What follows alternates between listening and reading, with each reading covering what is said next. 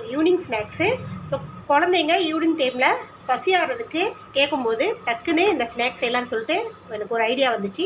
So இந்த snacks வந்து chicken stuffing வச்சு செஞ்சுருக்கேன். நல்லா சூடாக இருக்குது. நல்லா ஈஸியாக செய்யக்கூடிய இந்த ஸ்நாக்ஸு ஸ்டப்பிங் உள்ளே வச்சு செஞ்சது டேஸ்ட்டு நல்லா செம்மையாக இருக்கும். ஒரு பீஸா இல்லாட்டி பர்கர், பீஸாவுக்கும் பர்கருக்கும் நடுவில் இது சாப்பிட்ற மாதிரி இருக்கும். ஸோ இது பீஸாவும் கிடையாது, பர்கரும் கிடையாது. நல்லா சூப்பராக ஸ்டப்பிங் உள்ளே நல்லா ஜூஸியாக வச்சு டேஸ்ட்டும் நல்லா அல்டிமேட்டாக இருக்கும். ஒரு தடவை ட்ரை பண்ணி பாருங்கள். டக்குன்னு செய்யக்கூடிய இந்த ஈவினிங் ஸ்நாக்ஸு குழந்தைங்களுக்கு ஈவினிங் டைமில் செஞ்சு கொடுக்கலாம். அப்படி மார்னிங், அப்படி இல்லைனா மார்னிங் பிரேக்ஃபாஸ்ட்டு இல்லை நைட்டு டின்னர் கூட நீங்கள் இதை சேவ் பண்ணலாம். இது அப்படியே கூட சாப்பிட்லாம். அப்படி இல்லைன்னா ஏதாவது சைட் டிஷ் வச்சு கூட சாப்பிட்லாம். ஸோ அந்தளவுக்கு டேஸ்ட்டாக இருக்கும். ட்ரை பண்ணி பாருங்கள். லைக் பண்ணுங்கள், ஷேர் பண்ணுங்கள், சப்ஸ்கிரைப் பண்ணுங்கள், பெல் பட்டன் ஆன் பண்ணுங்கள், கமெண்ட் பண்ணுங்கள். இந்த ஸ்நாக்ஸ் செய்கிறதுக்கு 1 ஸ்பூன் ஈஸ்ட்டு, ட்ரை ஈஸ்ட் எடுத்துக்கோங்க. அதில் சூடான பால் ஊற்றிக்கலாம். அதோட 1 ஸ்பூன் சர்க்கரையை போட்டு இது ப்ராசஸ் ஆக விட்டுடலாம். ஒரு 10 நிமிஷத்தில் ஈஸ்ட்டு நல்லா ப்ராசஸ் ஆகிடும். ஒரு பவுலில் மைதா எடுத்துக்கோங்க. இதுக்கு நான் ஃபுல் அண்ட் ஃபுல் மைதா தான் எடுத்துருக்கேன். ஸோ மைதாவில் செஞ்சால் தான் கரெக்டாக இருக்கும். டேஸ்ட்டும் நல்லாயிருக்கும், நல்லா கிறிஸ்பியாக நல்லாயிருக்கும். இப்போ இது நான் வந்து ஒரு 150 கிராம் அளவுக்கு மைதா எடுத்துருக்கேன். எந்த அளவுக்கு நீங்கள் ஸ்நாக்ஸ் தேவைப்படுதோ அந்த அளவுக்கு எடுத்துக்கலாம். இப்போ இதில் தேவையான அளவு உப்பு போட்டுக்கலாம்.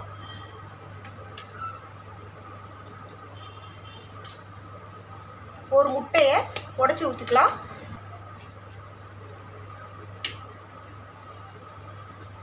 இப்போ இந்த ஈஸ்ட்டு நல்லா ப்ராசஸிங் ஆகிடுச்சு.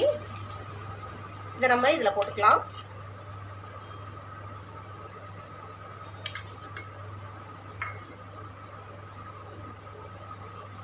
இதோட ஒரு 2 ஸ்பூன் அளவுக்கு எண்ணெய் ஊற்றிக்கலாம்.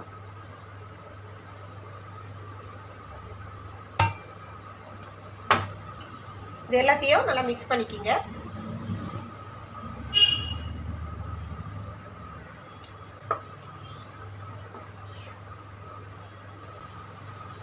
இப்போ இதில் கொஞ்சம் கொஞ்சமாக தண்ணி ஊற்றி ஒரு டோ ரெடி பண்ணிக்கலாம்.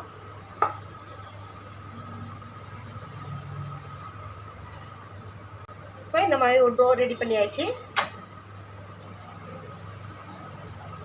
இதில் கொஞ்சோண்டு எண்ணெய் தடவி க்ளோஸ் பண்ணி வச்சிடலாம். ஒரு அரை மணி நேரம் இந்த அப்படியே இது இந்த மாதிரி நல்லா கவர் பண்ணி வச்சிட்டோன்னா ஒரு 1/2 hour கழித்து நம்ம எடுத்தோன்னா இது நல்லா ரைஸ் ஆகி வந்திருக்கும் மாவு.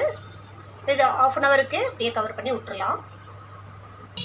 இப்போ நம்ம ஸ்டப்பிங் ரெடி பண்ணிக்கலாம். அதுக்கு கொஞ்சம் பட்டர் யூஸ் பண்ணி நம்ம இந்த ஸ்டப்பிங் பண்ண போகிறோம். ஸோ நீங்கள் நார்மலாக ஆயிலில் கூட பண்ணலாம். பட்டரில் பண்ணும்போது கொஞ்சம் டேஸ்ட் நல்லாயிருக்கும். பட்டர் நல்லா மெல்ட் ஆனதும் வெங்காயம் இந்த மாதிரி நீளமாக கட் பண்ணிக்கோங்க. ஒரு வெங்காயம், பெரிய சைஸ் வெங்காயம் 1 கட் பண்ணியிருக்கேன். இதை இதில் போட்டுக்கலாம்.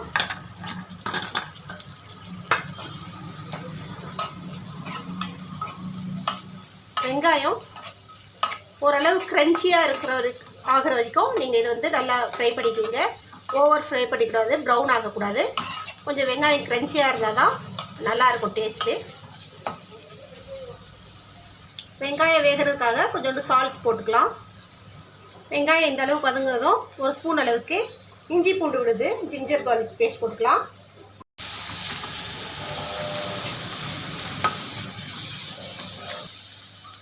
இப்போ இதில் சிக்கனு இந்த மாதிரி நீட்டாக கட் பண்ணிக்கிங்க. இது சிக்கனை இதில் போட்டுக்கலாம். நீங்கள் சிக்கனுக்கு பதிலாக பன்னீர் கூட யூஸ் பண்ணிக்கலாம். இப்போ பன்னீர் போடும்போது நம்ம வந்து மற்ற எல்லா வெஜிடபிள்ஸும் போட்டு வதக்கின பிறகு லாஸ்ட்டில் போடணும். அதே சமயத்தில் பன்னீரை கொஞ்சம் ஃப்ரை பண்ணி எடுத்துக்கணும் தனியாக. அதை ஃப்ரை பண்ணி எடுத்து நீங்கள் வந்து இந்த மாதிரி செஞ்சிங்கன்னா உடையாமல் நல்லா வரும். டேஸ்ட்டும் நல்லா சூப்பராக இருக்கும்.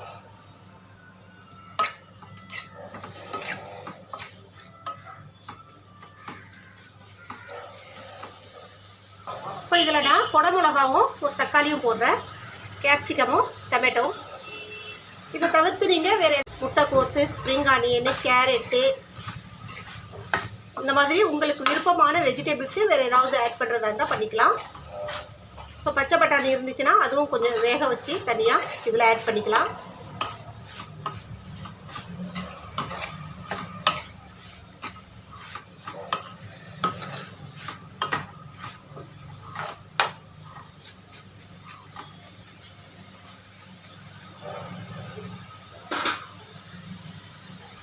இப்போ இது ஓரளவுக்கு வதங்கிடுச்சு. இப்போ இதில் ஒன்றா ஸ்பைசஸ் சேர்க்கலாம். 1 ஸ்பூன் அளவுக்கு சில்லி ஃப்ளேக்ஸு, 1/2 ஸ்பூன் அளவுக்கு ஒரிகனோ,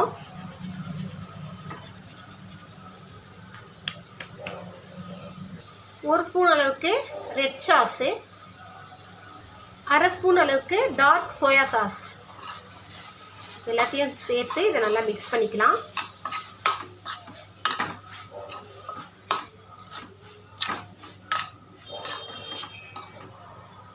இதோட கொஞ்சோண்டு சால்ட்டு சேர்த்துக்கலாம். சால்ட்டு பார்த்து சேர்த்துக்குங்க. ஏற்கனவே நம்ம வெங்காயம் வதங்குறதுக்காக சால்ட்டு போட்டிருக்கோம். கொஞ்சோண்டு கொத்தமல்லி தழை போட்டுக்கலாம். நல்லா கொஞ்சம் வதக்கிட்டு நல்லா ட்ரையாக வதக்கிக்கணும். தண்ணி சுத்தமாக இருக்கக்கூடாது. நம்ம தண்ணி இதில் சேர்க்கலை, ஆனாலும் நமக்கு வந்து சிக்கன்லேருந்து தண்ணி வந்திருக்கும். இந்த தண்ணியெல்லாம் நல்லா ட்ரை பண்ணிக்கணும்.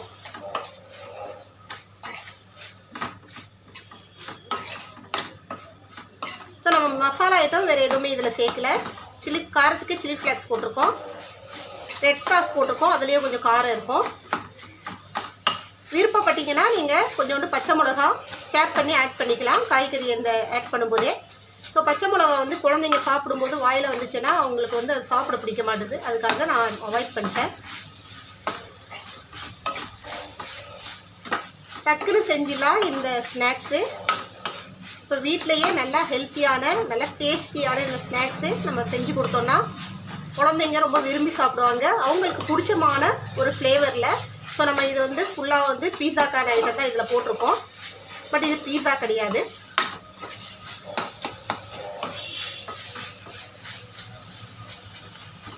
அவ்வளோதான். இது ஸ்டவ் ஆஃப் பண்ணிவிட்டு நல்லா ஆற விட்டுருவோம். ஸ்டேஜில் நம்ம கொஞ்சம் சீஸ் இதில் ஆட் பண்ணிக்கலாம். துருவிட சீஸு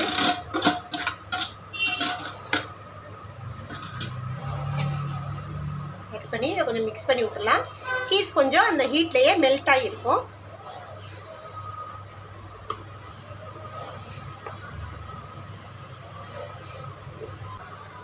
நம்ம ரெடி பண்ணி வச்சுருக்க மாவு ஓரளவுக்கு ரைஸ் ஆகி வெந்துருச்சு.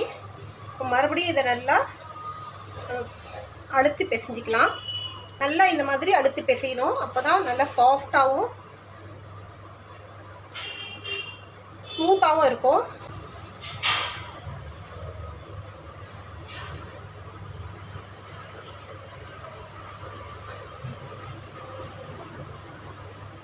இதுலேருந்து இந்த மாதிரி ஒரு டோ எடுத்துக்கலாம்.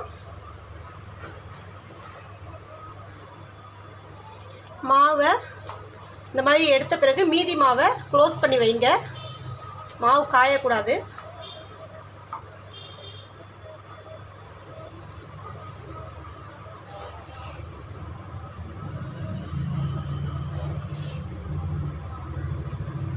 இந்த மாவை நம்ம இந்த மாதிரி நல்லா கிண்ண மாதிரி ரெடி பண்ணிக்கணும்.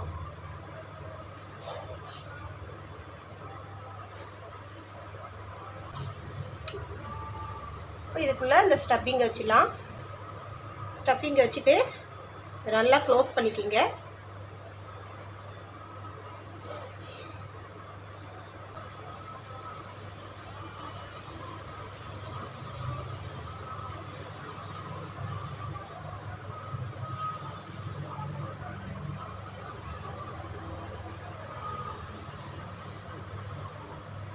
இந்த மாதிரி ரெடி பண்ணிக்கிங்க.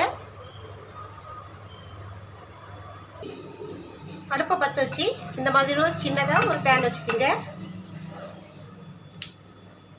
அதில் பட்டர் ஒரு துண்டு போட்டுக்கலாம். அடுப்பை நல்லா சிம்லேயே வைங்க.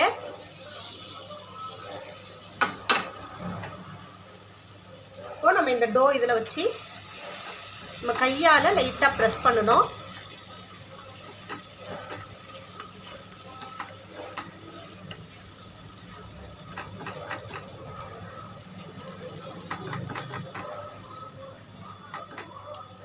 நம்ம ப்ரெஸ் பண்ணும்போது ஸ்டஃபிங் வந்து வெளியில் வந்துடக்கூடாது. நான் பண்ணுற மாதிரியே பண்ணுங்கள். பொறுமையாக, ரொம்ப அழுத்தி பண்ணக்கூடாது. பொறுமையாக இந்த அளவுக்கு இது பண்ணணும். இது வந்து லோ ஃப்ளேம்லேயே நல்லா வேகணும். அப்படியே வேகட்டும். இப்போது ஒரு சைடு வெந்ததும் இதை இன்னொரு சைடு நம்ம திருப்பி போட்டுக்கலாம்.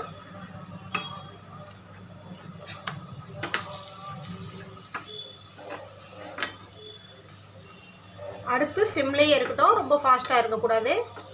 பொறுமையாக வேகணும். உள்ள வரைக்கும் அது வேகணும் இல்லையா, அதனால் கொஞ்சம் சிம்லேயே வச்சுக்கிங்க. அவ்வளோதான். இந்த மாதிரி ஃப்ரை பண்ணி எடுத்துக்கோங்க. நல்லா ப்ரௌன் ஆகணும் 2 சைடும். அதே சமயத்தில் பொறுமையாக நம்ம வந்து அடுப்பை ரொம்ப சிம்மில் வச்சு பொறுமையாக செய்யணும். இந்த மாதிரி இடையில அழுத்தி விடுங்க.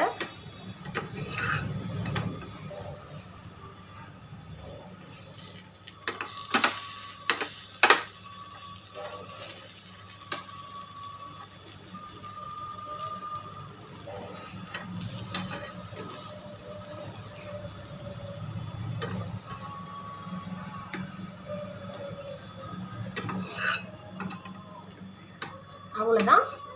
2 பக்கமும் மாற்றி மாற்றி நம்ம இந்த அழுத்தி விட்டு எடுத்தோன்னா சூப்பராக டேஸ்டியான ஒரு நல்ல ஸ்நாக்ஸ் நமக்கு வீட்டிலையே ஈஸியாக செஞ்சு முடிச்சிடலாம்.